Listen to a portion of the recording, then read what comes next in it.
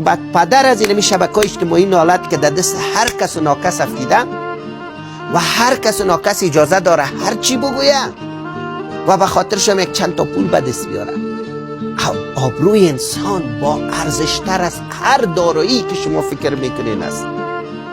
نکنین یک انسان بیابرو نسازین، یک انسان توهین نکنین، یک انسان تحقیر نکنین. نهایتا اگه توی ادعای خوبی داری که نقد میکنی، تو نقد تعریفش میفهمی، شیوه هایش میفهمی. نقدی است که ما بیایم بگیم رامکی صاحب اینی گلاس است، این گلاس سیاه تاثیرات منفی داره، از این که در رنگش سبز باشه خوب است، اینی راه حلش است. اینی مکنی بعد بغیر گلاس دالت و خاندانی گلاس راه حلتون چیز نیست. مکن نشد دیگه.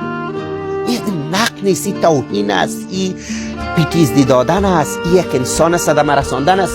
نه تنها یک انسان، یک خانواده را تو زن از گلاس دو میزنی، زن از او چی وضعیت داره؟ اولاد از صبح چی وضعیت داره؟